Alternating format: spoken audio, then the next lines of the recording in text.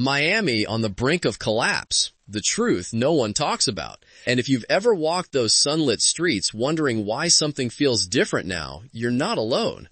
Once this city gleamed like a promise, a paradise where dreams came wrapped in ocean breeze and Art Deco colors.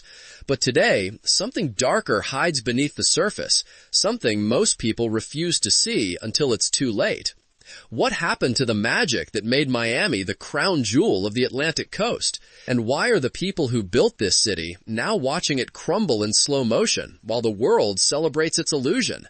Stay with me, because what you're about to discover will change how you see this city forever, and the warning signs have been flashing for years while everyone looked the other way. Picture Miami in 1980, a city reborn from the ashes of decay, when entrepreneurs and dreamers saw potential where others saw ruins. The beaches sparkled with possibility, the Art Deco district awaited restoration, and the cultural renaissance had just begun its magnificent rise. Families from across the globe arrived with suitcases full of hope, believing Miami offered something no other American city could match. A perfect blend of tropical paradise, economic opportunity, and cultural fusion.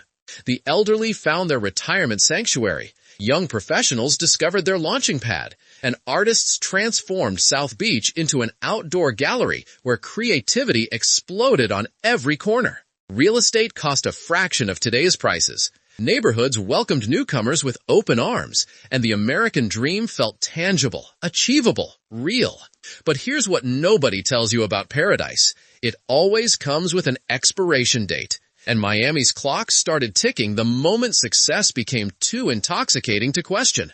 The transformation began so gradually that most residents didn't notice the shift.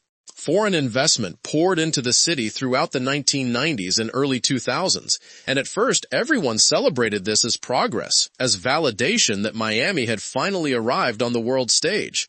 Luxury towers began rising along the coastline, each one taller and more expensive than the last, each one marketed to international buyers who saw Miami real estate as a safe deposit box rather than a home. The developers promised these buildings would elevate the city, bring sophistication, create jobs, and boost the local economy. What they didn't mention was the price local residents would pay. For every gleaming condominium that reached toward the sky, a historic neighborhood faced displacement. A family-owned business closed its doors, and another piece of Miami's soul disappeared forever.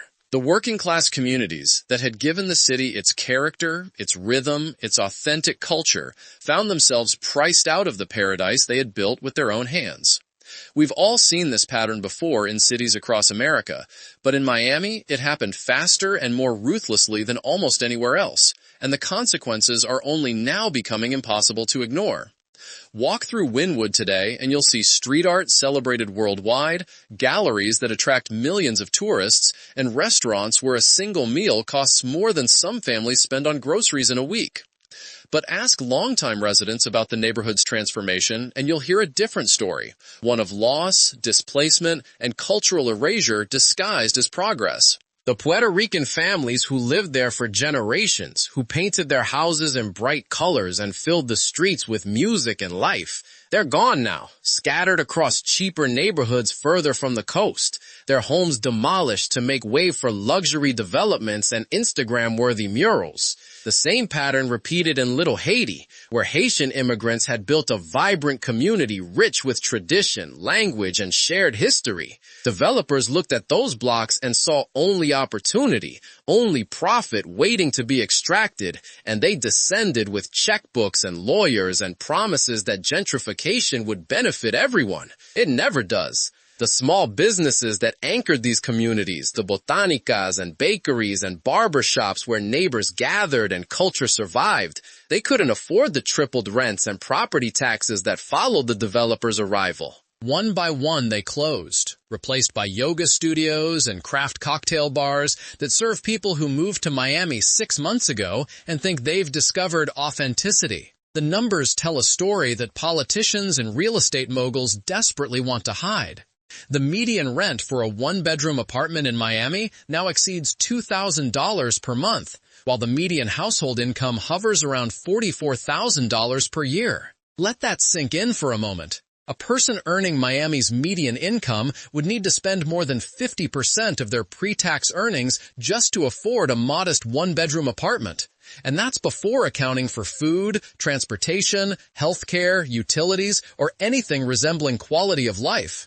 The financial pressure has become so extreme that teachers, nurses, police officers, and firefighters, the essential workers who keep any city functioning, increasingly cannot afford to live in the communities they serve. Some commute 2 hours each way from affordable housing in other counties, sacrificing time with their families and their own well-being just to maintain employment in Miami.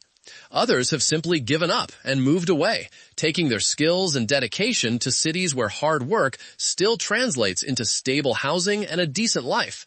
But wait until you see what this exodus of the middle class means for Miami's future, because a city that only the wealthy can afford is not a city at all. It's a gated resort masquerading as a metropolis, and resorts close when the season ends.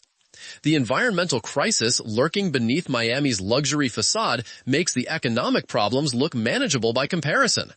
This city sits at an average elevation of 6 feet above sea level, with many neighborhoods even lower, and climate scientists have been warning for decades that rising seas pose an existential threat to coastal Florida. Miami's unique geography makes traditional flood defenses nearly impossible. The porous limestone foundation allows seawater to seep upward from below, bypassing any walls or barriers built along the shore. King tides now regularly flood streets in Miami Beach and other coastal areas, turning roads into rivers and forcing residents to wade through ankle-deep saltwater just to reach their cars. The flooding isn't occasional anymore. It's predictable, it's worsening, and it's destroying infrastructure and property values in real time. The city government has spent hundreds of millions of dollars installing pumps and raising streets, attempting to engineer a solution to a problem that engineering alone cannot solve. Meanwhile, insurance companies are fleeing Florida entirely, refusing to cover properties in high-risk flood zones, which includes much of Miami's most valuable real estate. Homeowners find themselves trapped, unable to sell properties that are losing value while simultaneously uninsurable, watching their supposed investments transform into financial albatrosses that will eventually sink beneath the rising Atlantic. Yet developers keep building, keep marketing luxury waterfront condominiums to buyers who apparently haven't checked a climate projection, or perhaps they simply don't care because they plan to flip the property before the water wins. The cultural soul of Miami, that intangible magic that made the city special, has been systematically dismantled in the pursuit of profit. Miami was never meant to be another New York or Los Angeles. It was supposed to be different. A place where Latin American culture thrived alongside Caribbean traditions, where 3 languages might be spoken in a single conversation, where the rhythm of the city matched the rhythm of the ocean. The Cubans who fled Castro's regime and built Little Havana into a vibrant community, the Nicaraguans and Colombians and Venezuelans who followed, they didn't come to Miami just for economic opportunity. They came because Miami offered cultural continuity, a place where their traditions could survive and flourish. That Miami still exists in pockets, in the small cafeterias where old men play dominoes and argue about politics, in the botanicas where Santeria practitioners still practice their faith, in the street festivals that celebrate patron saints and revolutionary heroes alike. But it's dying, slowly strangled by rising costs and demographic change, and the relentless pressure to conform to a sanitized, marketable version of culture that exists primarily for tourist consumption. The new Miami wants salsa music in carefully curated doses, Cuban food served by chefs trained at culinary institutes rather than by grandmothers in tiny kitchens, art that looks rebellious but offends nobody with money. We've all watched this transformation happen in cities worldwide, the gradual replacement of authentic culture with its commercialized ghost. But recognizing the pattern doesn't make witnessing it any less heartbreaking. The political machinery that governs Miami has consistently prioritized development and tourism over the needs of long-term residents, creating policies that accelerate displacement while enriching a small group of connected insiders. City commissioners approve zoning changes and tax incentives that benefit major developers, then retire into lucrative consulting positions with those same companies. A revolving door so obvious it barely qualifies as corruption anymore, just business as usual. The promise was always that luxury development would create a rising tide that lifts all boats, that the wealth generated by million-dollar condominiums would trickle down to benefit everyone. Decades of evidence prove this theory wrong, yet city officials continue repeating it like a mantra, perhaps because admitting the truth would require acknowledging their complicity in the destruction of the city they were elected to protect.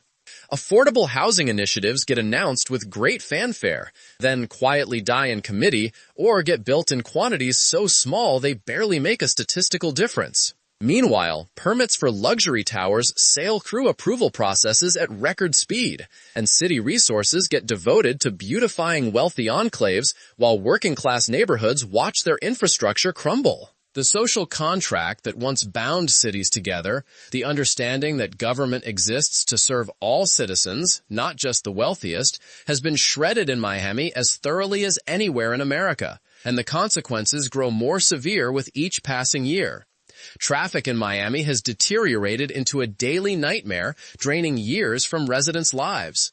Infrastructure was never designed for current population levels, and decades of inadequate public transportation investment left Miami dependent on personal vehicles.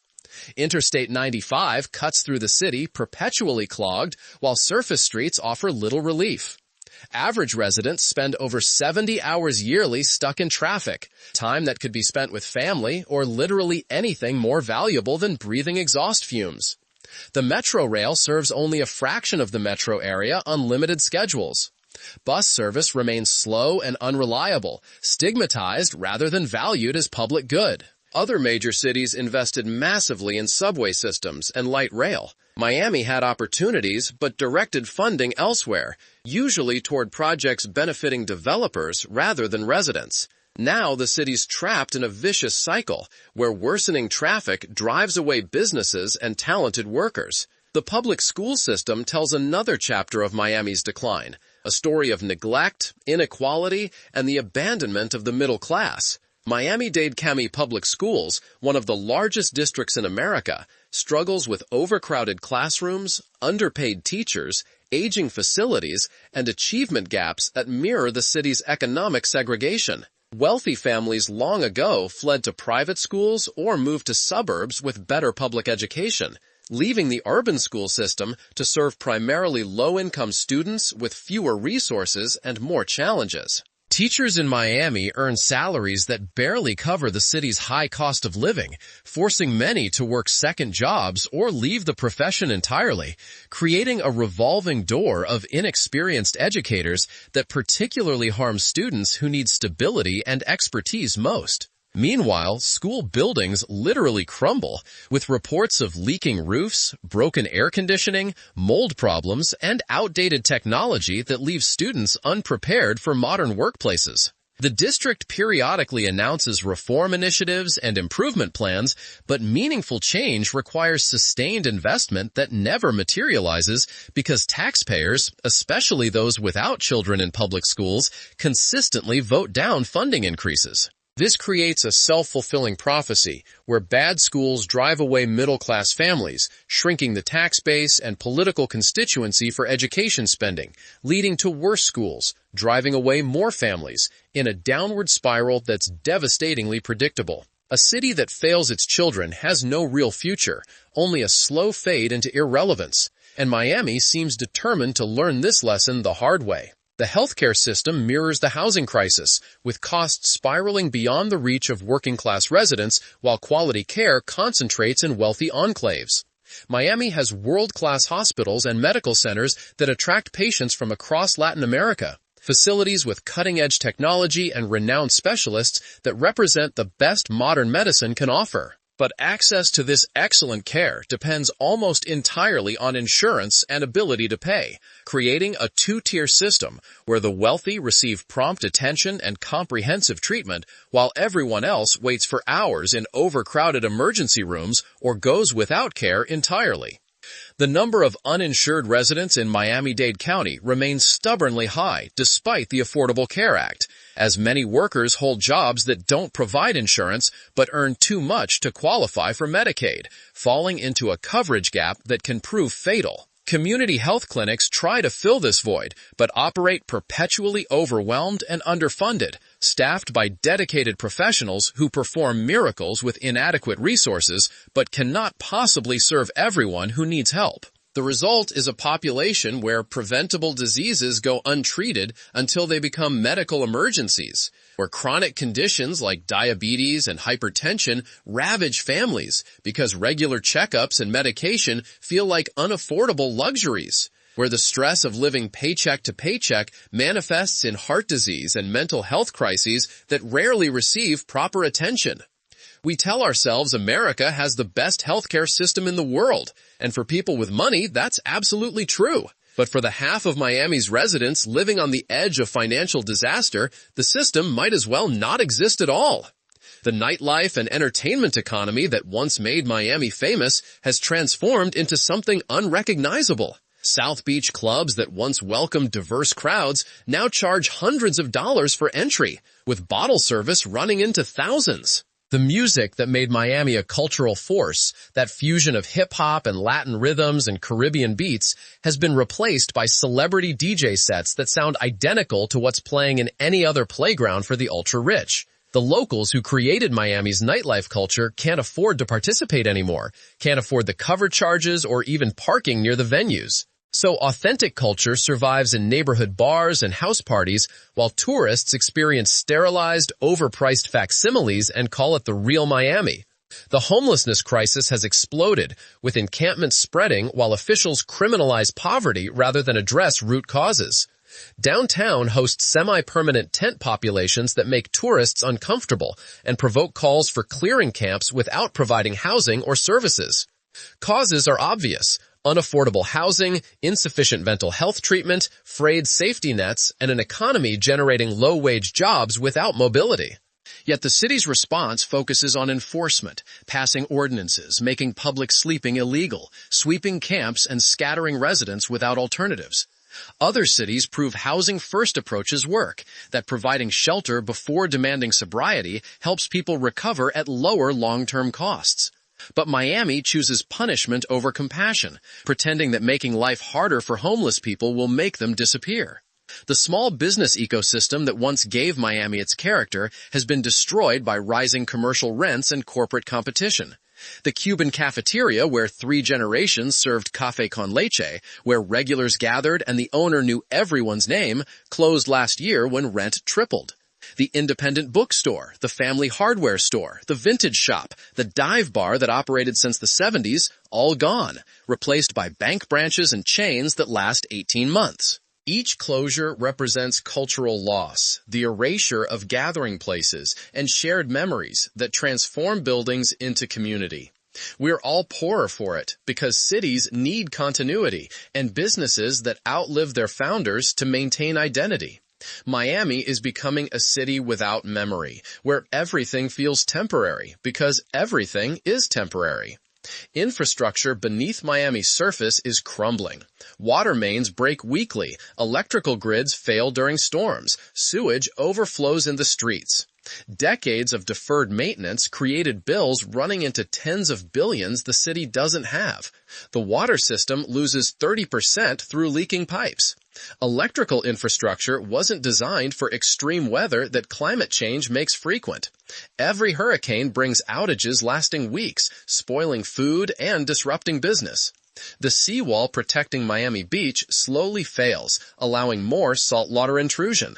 Miami faces impossible choices between raising taxes dramatically to fund repairs, driving away residents, or deferring maintenance until catastrophic failures make the city uninhabitable. The mental health crisis reflects the stress of living where basic security feels unattainable. Anxiety and depression rates climb steadily, particularly among young people who realize home ownership is financially impossible. The pressure manifests in exhausted faces of people working multiple jobs, parents unable to spend time with children, elderly residents skipping meals for medication. This isn't how humans should live, in constant financial precarity, always one expense from disaster. Mental health services remain inadequate, with long wait lists and cultural stigma.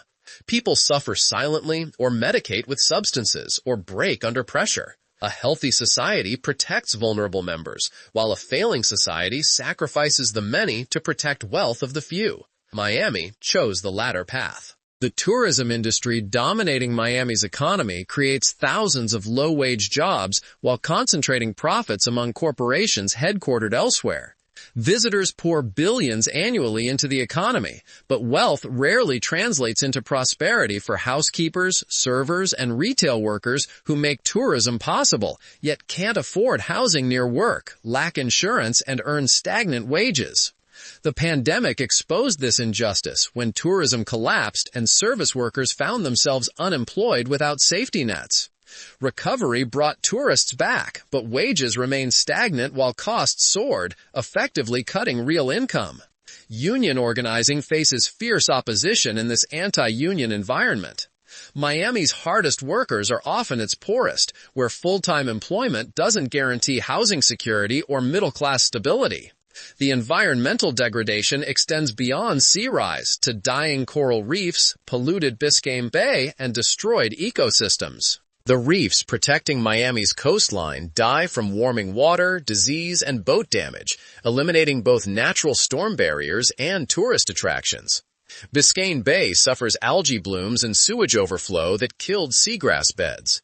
The Everglades face agricultural runoff and invasive species, altering an ecosystem that took millennia to develop. Panthers, manatees, and sea turtles teeter on extinction, while development consumes habitat.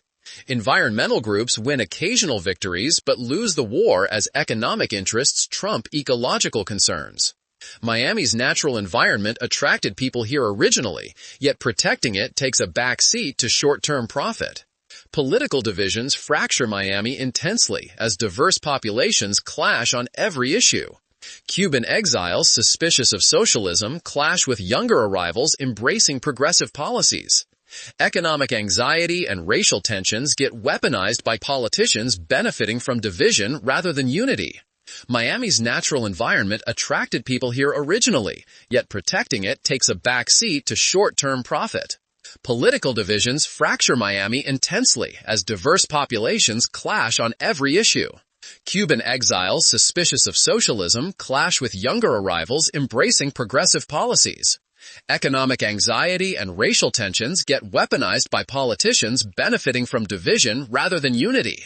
Commission meetings devolve into shouting matches, and civil discourse has collapsed. Social media spreads misinformation faster than truth, making consensus impossible. Miami needs unity facing existential challenges, but gets leaders exploiting divisions for advantage. The city's inability to work together across differences will prove catastrophic. The brain drain accelerates as talented young people conclude Miami offers no viable future and relocate to cities with better cost of living ratios. They're doctors, engineers, teachers, and entrepreneurs who love Miami but can't justify staying. They leave behind family and friends, taking energy, skills, and tax revenue the city needs. This creates a vicious cycle where losing talent makes attracting good industries harder, accelerating exodus and weakening the economy further. Detroit offers a cautionary tale of brain drain combined with economic decline, and Miami seems determined to follow without learning that lesson. The people leaving respond rationally to a city valuing real estate speculation over human capital. Empty tables, empty streets, empty dreams. The city glows in artificial light, reflecting off towers that house people who call 10 different places home, but none of them Miami. Not really. The ocean keeps rising, indifferent to human concerns, patient in the way geological forces always are, knowing that everything built on sand eventually returns to sand. The people who made Miami magical scatter to the winds, seeking lives their grandparents took for granted, and the city they leave behind feels increasingly like a beautiful shell with nothing living inside, a movie set where everyone's performing prosperity while slowly drowning in debt and denial. This isn't inevitable. None of it had to happen this way. Cities are human creations, and humans can change what they've created if they choose. But choice requires acknowledging reality, confronting uncomfortable truths, admitting mistakes, and making sacrifices today for benefits tomorrow, none of which seems likely in a culture that rewards short-term thinking and punishes long-term planning. Maybe there's still hope. Maybe the people who remain will recognize what's being lost before it's too late, will organize and demand better, will elect leaders who serve communities rather than developers, will invest in infrastructure, education, and affordable housing, will choose to build a city that works for everyone rather than a playground for the wealthy.